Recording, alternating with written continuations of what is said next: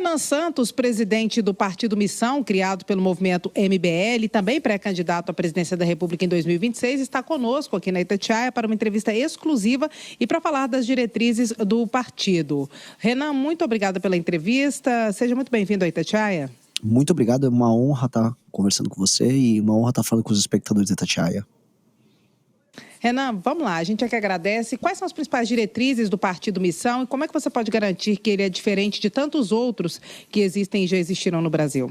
A maior parte dos partidos que existem no Brasil não são partidos, eles são legendas. Legendas no sentido de que, se você olhar a lógica própria deles de que um partido deveria representar parte da sociedade, tá até no próprio nome partido, não é feito. Os partidos são iguais, ou seja, são cartórios em que várias pessoas concorrem, você não sabe qual é a diferença de programa entre eles. Então o MDB vai ser igual ao PSD, que é igual ao PL, que é igual ao PP, que é igual União Brasil, que é igual ao Republicanos. Só muda o nome, é igual mãe, né? Só muda o endereço.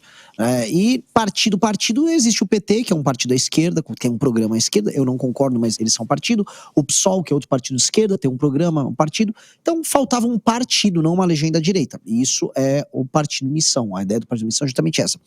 Mas extrapola isso, porque nós temos a ideia de mudar o Brasil, faz das reformas estruturais que alterariam toda a dinâmica nossa. E o que seria isso? A gente enxerga alguns problemas fundamentais para ser resolvidos, problemas históricos nossos. Nós deixamos que nosso país se favelizasse, nossas cidades são muito feias, as pessoas vivem mal, em lugares controlados pelo crime organizado, que não tem saneamento básico. Essas favelas são os mesmos lugares onde tem mais gravidez na adolescência, tem mais mulheres suscetíveis à violência doméstica, é um lugar onde as crianças apresentam menores desempenhos escolares, ou seja, resolver a questão das favelas, a questão vamos dizer, desse urbanismo mal feito que nós tivemos no Brasil, e resolver a questão da desigualdade regional, fazendo com que, especialmente na região Nordeste, as pessoas mais pobres sejam usadas como um instrumento eleitoral, tornaria o Brasil um país melhor politicamente, com melhores políticos nós conseguiríamos uma melhor realidade social, nós conseguiríamos um efeito em cascata em que uma melhoria se acumularia com a outra, e o Brasil deixasse de ser o eterno país do futuro e passasse a ser o país do presente. Nós temos um plano para isso, o plano está no nosso livro amarelo e nós montamos um partido para executar o plano. Agora, Renan, outro dia eu vi uma declaração sua polêmica, o que também não é estranho, porque você é, de certa forma, polêmico, dizendo que acabaria com as favelas no Brasil. Como é que funcionaria isso e você acha que essa declaração repercute bem ou repercute mal? Assim, para algumas pessoas mais politicamente corretas, ela vai repercutir mal, porque a favela virou uma espécie de um sonho dourado de, sei lá, globais, né? A Anitta vai e faz um show numa favela. Logicamente ela não mora na favela, mas ela vai fazer um show na favela.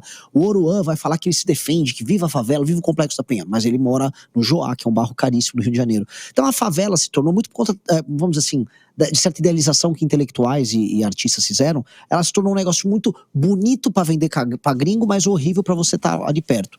Então, para essas pessoas esse discurso vai doer. Mas a real é o seguinte, morar na favela é insalubre e desumano. Morar na favela é insalubre e desumano. E isso precisa acabar.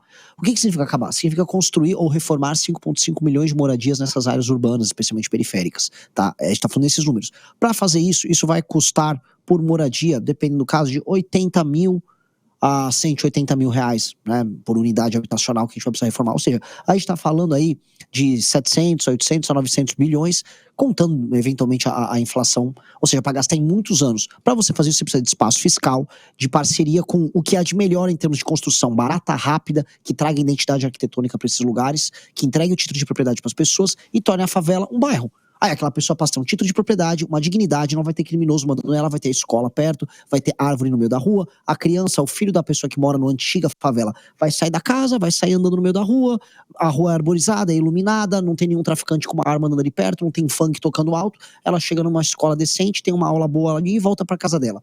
É o básico que qualquer pessoa normal, num país normal, tem que ter. No Brasil isso virou luxo, e não pode ser. E nós queremos fazer isso em 10 anos. Agora, Renan, um outro ponto que está sendo muito debatido, principalmente depois da operação que foi feita no Rio de Janeiro e que terminou com mais de 100 mortos, é o projeto antifacção que está, neste momento, em debate no Congresso Nacional, na Câmara dos Deputados. Qual que é a sua avaliação em relação a essa proposta, a forma como ela foi discutida e a versão atual do projeto?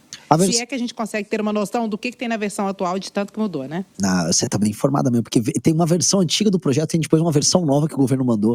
Aí o Hugo Malta quer andar com a versão nova e o Derrite pegou a relatoria E aí ele está fazendo alterações ficou confuso para as pessoas entenderem, mas basicamente o governo está tentando, dado que houve uma pressão popular muito grande para endereçar essa questão das facções criminosas, o governo está querendo andar com o assunto, né? O Derrit pegou relatoria e no governo uma espécie de uma malandragem, porque todas as vezes que o governo quer tratar de segurança pública, ele quer meio que federalizar o tema e levar para a Polícia Federal, para o Ministério da Justiça e para o Presidente da República, vamos dizer, a prerrogativa de cuidar desses assuntos que costumam ser cuidados por governadores, tá? É importante até pela questão de distribuição de poder no Brasil, você deixar isso mais na mão dos governadores, as polícias, os governadores dos estados. Isso é uma forma de impedir que um determinado líder político carismático possa fazer uso, vamos dizer, das polícias e tentar algum tipo de aventura pouco democrática. Então a gente tem que sempre ficar de olho nisso e não tornar esse assunto uma armadilha para outros. Dito isso, a ideia de você separar as facções como um crime anômalo e o faccionado como alguém que terá um direito mais duro e mais rápido contra ele, é bom. E aí eu gosto do relatório do Derrit. O relatório do Derrit foi muito, muito pesado nesse tema. E aí não importa, vamos dizer, a cor do rato, desculpa, a cor do gato, importa que ele casse o rato, né? E nesse sentido, se vai chamar de terrorista ou não, o importante é ter um direito muito duro e rápido contra o faccionado, e o relatório está indo nessa linha. O argumento do governo federal era justamente que o relatório do Derrit fazia com que os estados tivessem muito poder sobre isso e pudessem, de repente, passar a mão ou esconder alguém que poderia estar ligado aos estados. E o governo federal, não o governo federal como instituição, mas a base do presidente Lula começou a apelidar esse projeto de nova blindagem, porque pegou muito mal a PEC da blindagem, que colocava os deputados como cidadãos especiais e os senadores também.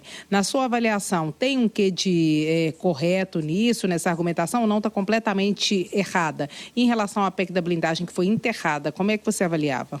Vou começar pelo final. A PEC da blindagem, ela tinha que ser enterrada, era um absurdo. Eu lamento muito que jovens líderes da nova política, inclusive aí das Minas Gerais, né, o Virgínia da política, o Nicolas, ele votou e fez campanha a favor disso aí, acho que envergonha o povo mineiro. Dito isso, não há como a gente correlacionar um assunto com o outro, tá?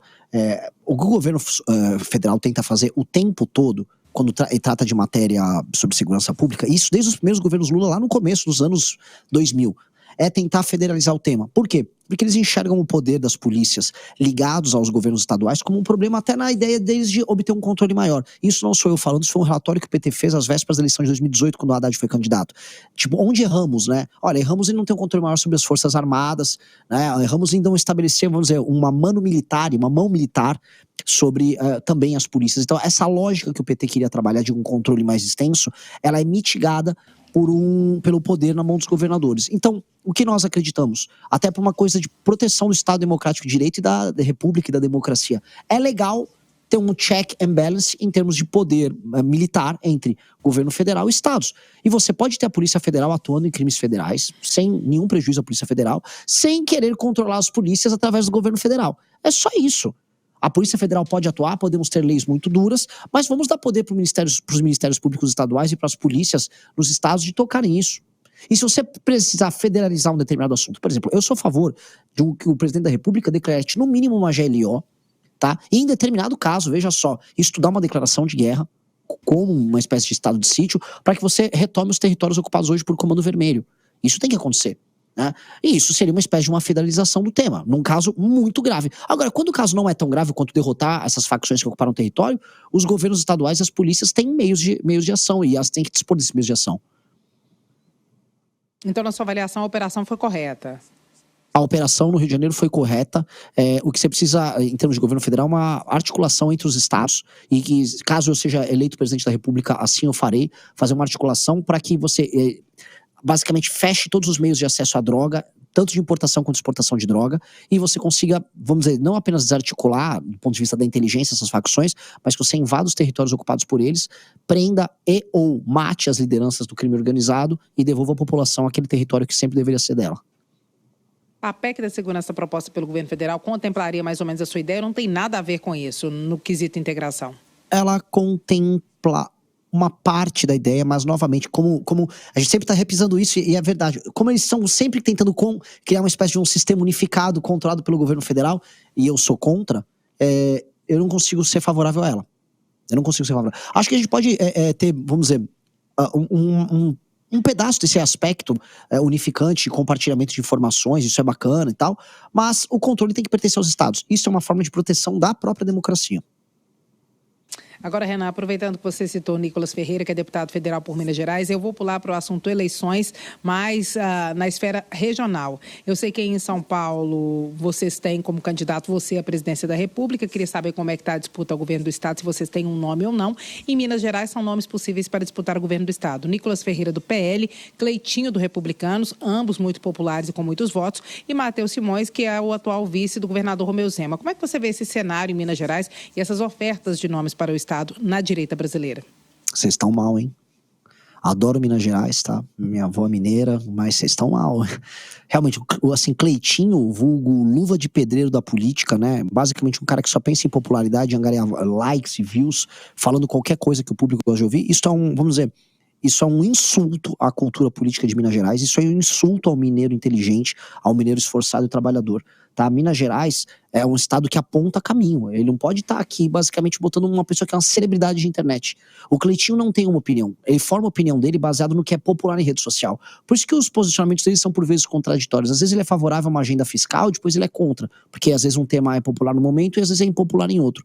Não dá pra você tocar nada na vida, tirando uma página de rede social, baseando-se, vamos dizer, nesse tipo de princípio. Um líder lidera. E o liderar significa, às vezes, fazer o que é impopular, fazer o que machuca, vamos dizer, os pruridos das pessoas, ou a vontade da pessoa de ter um determinado benefício. Liderar é fazer o correto no momento certo, custe o que custar. E o que você vê nesse tipo de figura que são celebridades de internet é exatamente o oposto. Eles não são líderes, eles são pessoas guiados pelo que a opinião pública pensa. E a opinião pública nem sempre está certa. Boa parte da população brasileira gosta de jogar o jogo do tigrinho. Isso não significa que a gente tem que transformar o jogo do tigrinho em política pública. Para um cara desses, eventualmente, esse tipo de opinião será levado em consideração. E não dá. Basta ver que na própria CPI das bets, quando o nosso querido Cleitinho se encontrou com a Virgínia, que é uma vendedora desse tipo de coisa que explora a população, ele foi lá tirar uma foto com ela. Ou seja, um senador que estava inquirindo uma pessoa que vende para os outros um tipo de vício similar a uma droga, ele, como viu que ela era popular, ele foi lá tirar uma foto com ela. Aí esse cara tem condição de ser governador, esse cara vai endereçar a questão fiscal de Minas Gerais. Não dá. Cadê a elite política e empresarial mineira, que sempre foi uma das mais importantes e mais inteligentes do Brasil? Cadê? Onde estão essas pessoas? Cadê o Medioli, que é um empresário importante aí? Cadê todo mundo? Vão ficar olhando isso acontecer? É agoniante. Dá agonia mesmo. Aí o Matheus Simões é um cara que tem qualificação, o conheço até. Mas o partido dele, né, o antigo partido dele e a administração Zema atual, ficou também flertando com essa turma popularesca do bolsonarismo porque era conveniente. Aí eles gestaram um monstro, né, que é o jacaré que fica dentro da banheira. Aí quando era pequenininho, o Cleitinho é engraçado. Agora o jacaré tá gigante. E vai abocanhar eles se deixar. E o Nicolas? O Nicolas é um influenciador de internet com grandes ambições e poucos escrúpulos, no sentido de que ele é um cara que quer ficar famoso a todo custo. É um cara que usou o bolsonarismo pra isso. A gente nunca tinha atacado o Nicolas, eu nem sabia quem era ele ficava xingando o MBL, falando que o MBL era traidor do Bolsonaro. Hoje, contra a família Bolsonaro, ele se alia a outros influenciadores dentro do PL, Ana Campanholo, Carol Detone, pra ficar diminuindo a figura do Bolsonaro ali, assim como se aliou o Pablo Marçal. Sempre conveniente, sempre no que dá like. Sempre fazendo os cálculos dele. Ele não sabe mais fazer tão bem o cálculo, porque a PEC da blindagem foi um erro colossal, que ele maculou a carreira dele nisso, e vai ter que lidar com essa mácula na carreira dele, sim, de ter tentado blindar político corrupto no Congresso Nacional, enquanto se vende como um menino que é cristão, patriota, sempre aquela mesma cantilena repetitiva. Em termos de produção legislativa, de entrega de desempenho, é pífio, mas em termos de entrega de espetáculo, de uns xingamentos, e olha lá a hipocrisia da esquerda, olha lá a esquerda lá. Aí ele é muito bom, né? Agora a gente tem que decidir o seguinte, a gente quer ter um país sério ou a gente quer ter um país de influencer, um país memético? Se quer um país de influencer, cara, Cleitinho, Nicolas estão indo muito bem, assim, eles caras vão entregar um Brasil com muitos likes.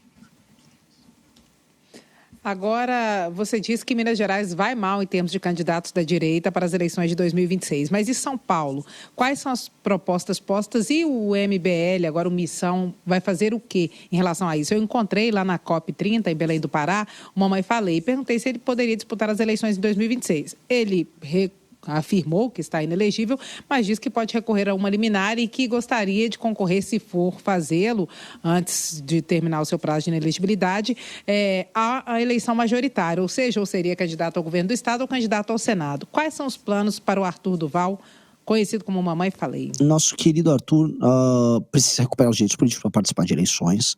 E isso fica sub júdice, né? É uma questão, enfim, que depende da justiça.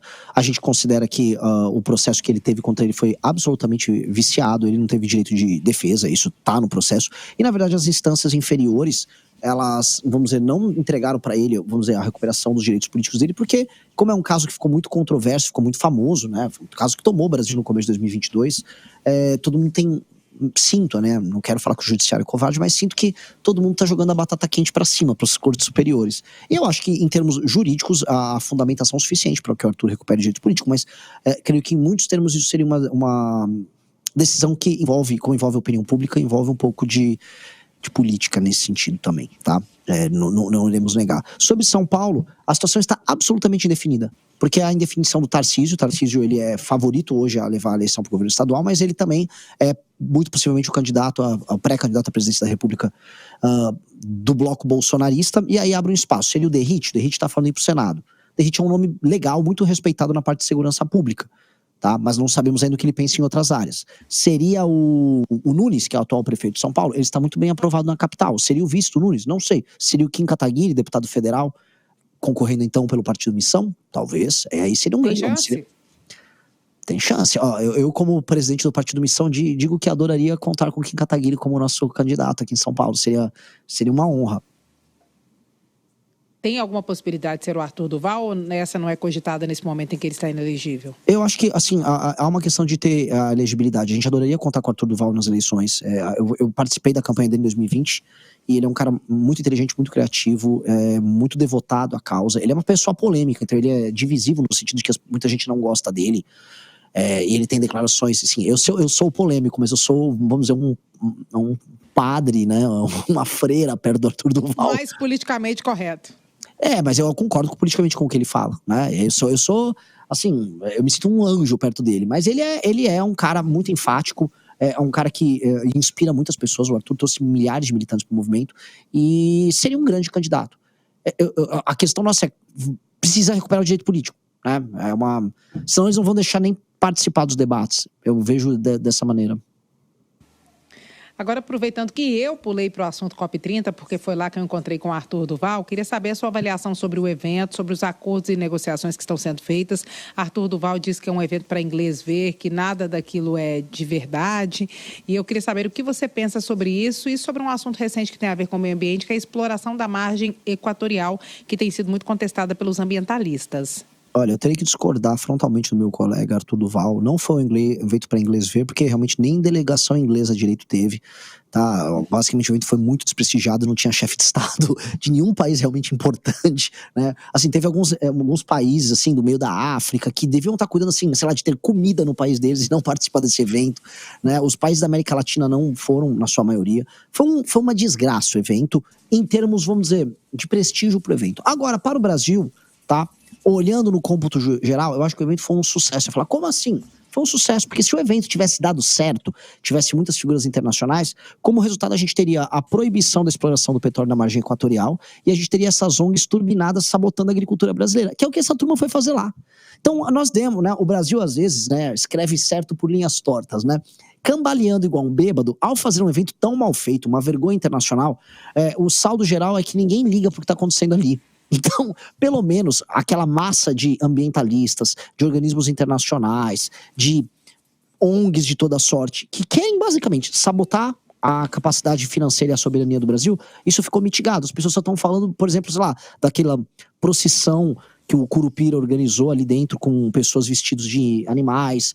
Também falaram muito ali, acho que foi uma das marcas, do ataque de índios com flechas e tacapes ali contra a exploração de petróleo. Ou seja, foi isso. Basicamente foram memes, vergonha internacional, superfaturamento, no que, né, vamos colocar aqui, é melhor do que tivesse dado certo e as pessoas estivessem agora impedindo o Brasil de dar certo. Você concorda com o chanceler alemão que diz que as pessoas ficaram contentes em retornarem aos seus países saindo de Belém do Pará? Olha, uma coisa horrível, e tá até numa das entrevistas que o Renato e o Arthur fizeram, foi basicamente ver uma pessoa que mora em Bangladesh falando muito mal da organização do evento, tá? Bangladesh seria basicamente a versão do inferno agora instalado na Terra, lá no subcontinente indiano, né? Bangladesh é muito ruim. Uma pessoa de Bangladesh ir no seu evento e falar, olha, isso aqui tá ruim, né? É que a situação não tá realmente bem. Então, tanto que eu tô chamando Belém de Belém-Gladesh, né? Tá, assim, Belém não havia acomodação, não havia... Pô, assim, os lugares turísticos estavam contando com a presença de urubus e cadáveres, né, de um tiroteio recente que teve lá. Ou seja, não teve nada. E olha que tava rolando GLO em Belém, hein? Atendimento péssimo, o evento todo tava um forno, todo mundo que foi relatou que tava quente ali dentro, que não conseguiu ter, vamos dizer, a parte de climatização bem feita. Aí eram geradores a diesel espalhados por todos os lados. Ou seja, o evento foi mal feito, o evento foi tosco, o evento foi rude e, com todo respeito a Belém, lugar que eu gosto por conta das pessoas. Eu gosto das pessoas de lá. Dito isso, Belém como cidade está fracassando muito. Mais de 50% das pessoas vivem em favelas. E a pessoa que teve a ideia de fazer um evento desses numa cidade como Belém, realmente, né, é um desastre, né? A pessoa tem que procurar tratamento psicológico, porque Belém definitivamente não tem condições. Belém é uma cidade, assim, numa UTI. Belém precisa tirar pelo menos metade da população que vive em palafitas na favela e não organizar eventos de sabotagem do próprio país, tá? As pessoas em Belém precisam viver direito em Belém. E definitivamente o Brasil passou essa vergonha internacional. E assim, vai ter que botar na conta. Foi uma grandiosa vergonha internacional que nós passamos. E a declaração do chanceler alemão, ela apenas, de maneira educada, traz o que todo mundo disse no próprio evento. Renan, outro assunto do momento aqui no Brasil é a indicação do presidente Lula para a próxima vaga no Supremo Tribunal Federal. Deve ser escolhido Jorge Messias, o advogado-geral da União, e não Rodrigo Pacheco, que é o presidente ou ex-presidente do Congresso Nacional, que também concorria à vaga. Na sua avaliação, os critérios de indicação hoje são os critérios corretos, são os critérios ideais? E esses dois nomes, algum deles, na sua avaliação, seria um bom nome? Tristeza, né? Os critérios, eu tô até agora procurando o critério que eles usam, tirando, vamos dizer, as relações pessoais com o Lula, no caso do Messias, e as relações com o Centrão, no caso do Pacheco. Eu não acho que o Messias consiga essa indicação fácil, né? Houve agora uma votação recente no caso da PGR para continuar, né, o mandato ali, e não foi uma grande... Foi próximo, né? A votação foi bem perigosa. Então tem um recado do Senado do tipo, governo, se não mandar o nome certo, podemos ter um evento inédito rolando aqui. E eu não daria certeza que eles lançariam o Messias nesse sentido. Tá, o Pacheco é um nome que, caso seja submetido a essa batida no Senado, ele com certeza obteria, vamos dizer, um apoio quase unânime ali. Dito isso, não são nomes qualificados para ocupar uma posição na Suprema Corte, tampouco pessoas compromissadas com resolver as crises institucionais que o Brasil passa, né? Hoje a gente precisa de grandes constitucionalistas para poder resolver o drama que o Brasil foi colocado, né? Basicamente nós temos um judiciário que se tornou um poder supremo, e isso tá errado, e o judiciário precisa participar da solução. O Missão vai apoiar a base do ex-presidente Jair Bolsonaro nas pautas que dizem respeito ao Supremo Tribunal Federal na próxima legislatura? Nós não vamos comprar a guerra que eles têm com o STF, porque não é a nossa guerra. Nós enxergamos o problema, e o problema está dado, o STF ele saiu da casinha, tá? É um ponto. E o STF não vai poder, um governo nosso, eventualmente, barrar as nossas ações, caso... né, acham que funciona assim, do tipo, o presidente da República passou um projeto, ele passou no Congresso, passou na Câmara, passou no Senado, o presidente sancionou, e aí, não, a rede de sustentabilidade da Marina Silva entrou com uma DPF e barrou uma política pública que ela é constitucional e é legal. Esse tipo de coisa não pode acontecer. E essa seria uma briga que a gente compraria, porque definitivamente não se governa dessa maneira. Né? Esse é um comportamento muito ruim que o STF adotou, que tem que ser brecado. Mesma coisa no combate ao crime organizado. O presidente da República, para cumprir a Constituição, ele vai ter que recuperar o território, porque é função do Poder Executivo e função do governo federal brasileiro cuidar do território brasileiro. O território é nosso, não do Comando Vermelho. E aí isso não pode ser obstado por ações também do STF. Tá? Isso é claro. Então, se for necessário se aliar com qualquer um para defender o Poder Executivo de executar o programa eleito nas urnas, nós nos aliaremos. Tá? Agora, comprar uma guerra como um fim em si, como o bolsonarismo faz, não nos interessa, porque essa guerra não foi nossa. Essa guerra, não éramos nós que estávamos na frente dos quartéis pedindo que o Bolsonaro tivesse uma intervenção militar com ele no poder. A gente não estava, a gente se opunha a isso. Então essa guerra não é minha. Poucos minutos nós temos. O que tem no livro amarelo, que é esse livro que o Missão tem tanto anunciado, e nele inclui uma reforma administrativa? E para as eleições de 2026, além do seu nome à presidência da República, quais são os principais nomes nos estados, Renan? O livro amarelo é um sonho que nós temos há alguns anos de criar políticas públicas através de um corpo de militantes, estudiosos e professores e pessoas que querem, vamos dizer, de maneira honesta, discutir os problemas do Brasil e propor soluções originais. E nós estamos fazendo isso há praticamente 2 anos e aí tem um corpo de pessoas trabalhando alguns em educação, outros em saúde, outros em política externa, outros em defesa, outros em segurança pública, criando propostas, discutindo, e a gente está trazendo essas propostas para as discussões públicas, para as entrevistas, e vai sendo muito legal porque a gente vem sendo original no debate público.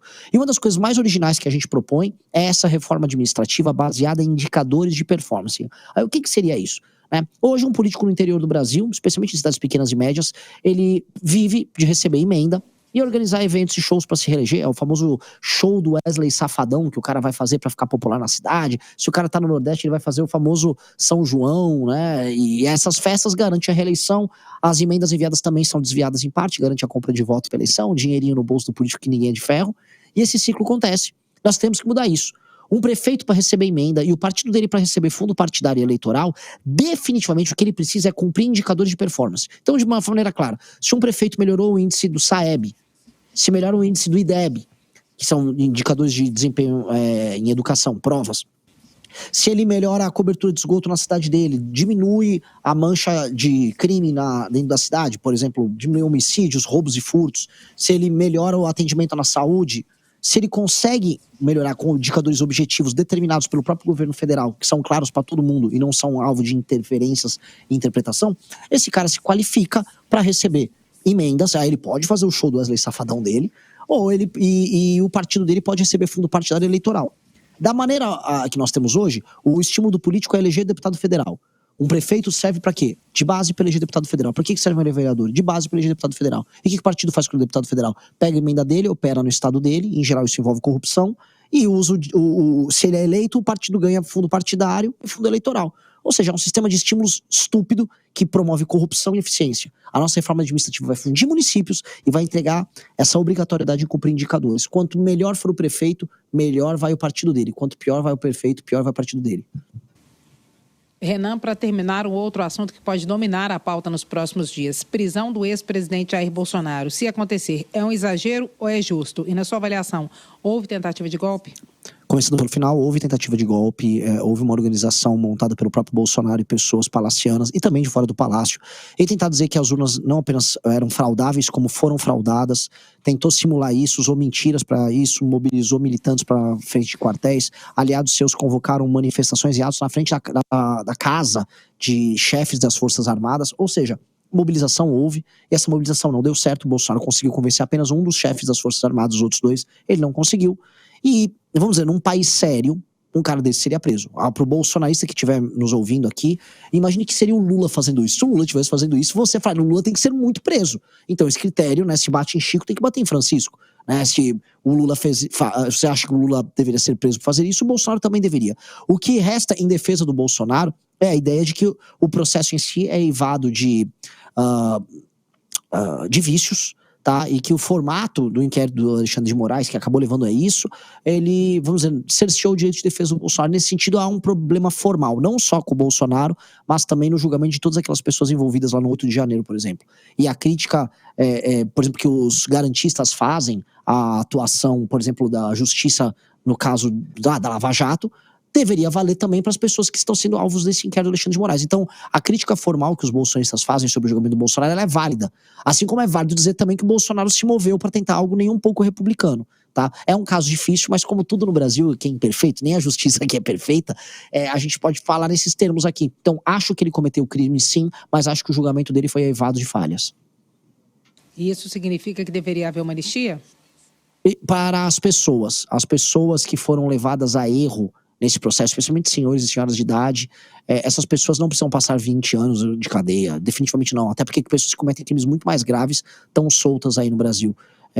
Agora, para elas, uma anistia para as pessoas que organizaram isso, que cativaram milhares de brasileiros a cometerem um erro e cometerem crimes e botou essas pessoas na frente de quartéis e tal, essas pessoas têm que ser presas, sim. Renan Santos, presidente do recém-oficializado Partido Missão, criado pelo movimento MBL e também pré-candidato à presidência da República pela Nova Legenda. Muito obrigada pela entrevista, Renan. Seja sempre bem-vindo por aqui. Muito obrigado. Excelente entrevista, ótimas perguntas. Parabéns pelo jornalismo de qualidade.